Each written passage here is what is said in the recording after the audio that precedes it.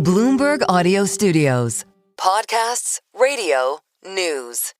Well, we started today with a big pop in shares of AMD. This after it inked a landmark deal with OpenAI to build out infrastructure, giving the chip maker a chance to challenge NVIDIA in the computing industry. Now, this comes on the same day as OpenAI's annual Developers Day, a Developers Day where we've seen a lot of stocks, including Figma, HubSpot, Cisco, Mattel, just to name a few, also moving significantly based on some of the comments coming out of that conference. Joining us right now is Ed Ludlow. He is at that conference, and he's joined right now by the COO of OpenAI, Brad Lightcap. Ed?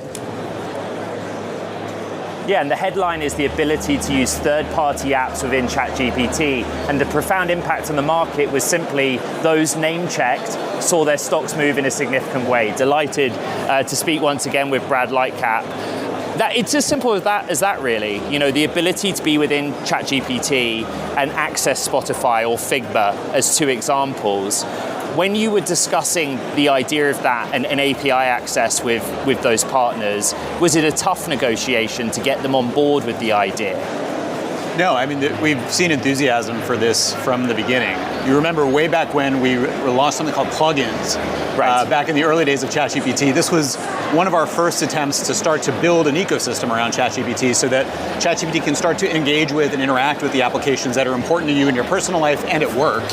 And now we really have a much richer surface through MCP and other protocols to be able to bring applications into ChatGPT and for really to allow you to engage with ChatGPT in the kind of work around work, right? It's the contextual aspect of I'm doing X or I need Y, I'm on a road trip and I want to know what playlist would go well with this in the context of my broader trip planning that allows you now to kind of use ChatGPT to solve that higher level task, and then also integrate apps contextually to solve those specific problems. We're in a place where ChatGPT has become more of an operating system, whether that was your ambition or not. Is that where you want to take it? To be an OS and a developer driven platform? It's almost like an app store, on paper based on what you announced this afternoon. Well, we've always thought of ChatGPT as like a super assistant. We never set out to build a chatbot. We always wanted to build something that was really true to you and what your preferences are, what your goals are, that could actually help you achieve more. And so I think part of that is ChatGPT having an appreciation and understanding of the applications in your life that are important. And I think enabling that kind of connectivity and interoperability makes ChatGPT richer, also enables a lot of pass-through for people to be able to engage with apps they love as well as new apps. The pass-through bit is interesting. Were there concerns with some of those technology companies you're partnering with that it would take traffic away from their own domains? No, I think mostly people are really focused on building into new interfaces, right? This is just like mobile in some sense, where you have a new interface, you have a new form factor. People are going to want to use mobile form factors on the go. And apps like Spotify in some ways exist almost because they really nail mobile. And so we think actually there's an opportunity for builders to create entirely new applications that are even native to ChatGPT. And of course for services you love to be able to benefit there too. Is there a revenue sharing agreement with those third parties whose apps are accessible through ChatGPT? So we're going to figure out the economics of this over time. This, we're brand new here. Plugins was the first version of this, and that was even an experiment. And so, like everything at OpenAI, we take this very experimental mindset to making sure we get it right. But the idea is we do want to build something that's useful for developers, and of course, there's going to have to be some exchange in there of economics and value, and we'll have to figure out how to get that right.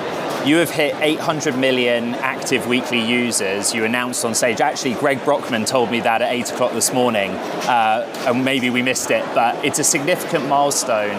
All the time I'm asked by all kinds of people, do we have any sense of within that 800 million, how many are base level free users and how many are premium level paid subscribers? Yeah, we have a very healthy funnel of people that choose to pay for ChatGPT. It's surpassed where my expectations, frankly, were. People have this kind of conception that consumers tend to not pay for software. Similar even to what I was saying before around how do you co-develop the product alongside the business model. ChatGPT is a great example of that, where the subscription model, I think, has been really a testament to how valuable it is for more users than I think we expected to be willing to pay for it. So we don't, I think, disclose the exact number, but it's a healthy amount and more every day. OpenAI in the beginning went after the consumer for users aggressively. You are now very focused on the enterprise business. What is the strategy for that, and how do you prioritize your enterprise business? Yeah, glad you asked about that. So really today's announcements actually, I think, target what are an important set of use cases for the enterprise, things we've been hearing enterprises ask us about now for some time. So specifically one is we now have an ability for enterprises to build agents in a much more visual, much more intuitive way. You've heard us say 2025 has been the year of agents. We think that's true. Codex has been a great example for us of that. Our coding agent now available through an API also. The lead time to make software is a lot shorter. It's gotten a lot shorter. I think you saw today we live demoed, I think 3 or 4 different things that we've built in real time. We expect that to continue to be the trend. Things like Agent Builder allow enterprises to be able to build agentic experiences, powerful agentic experiences on the go, iteratively, and connected into the tools and sources of information that matter for the business. The data point that jumped out at me is your API is handling more than 6 billion tokens per minute, and that helps explain why the AMD deal, which is focused on inference. You are involved in all of these domains of the company. I've already asked Greg, but I've got to ask you, how are you going to finance yet another infrastructure project? Like, is there going to be some debt here specifically for the AMD capacity, and how do you move quickly to get it online? Yeah, well, the high level thing is we are tremendously compute constrained. It feels like we're in this kind of recurring theme of being compute constrained, and I think the reason for that is the answer to the question you asked, which is demand. Right. We see there are multiples of demand that are latent and untapped from what we have today, and even today, obviously, by any standard, demand and revenue growth has been torrid in its pace. And so really we have to invest ahead of that. And I think that's going to be the rate limiter for us to be able to go capture demand, whether it's consumer or enterprise, and for us to be able to build new models, parallelize more experiences, more product experiences, and then enable users specifically to be able to use those products more actively in their daily life, at work, and at home. And so even things like Sora, the app we just launched, we wish we could invite more people onto it now, but we just need more compute. So the AMD deal, we're excited about being directionally a way for us to do that. I've got to ask about the report that OpenAI closed secondary, or the ability for employees to sell shares at a $500 billion valuation. I already asked you this question, but what is the metric we're supposed to judge your success by? The $500 billion valuation, the 6 billion tokens per minute? To you, Brad, what is it?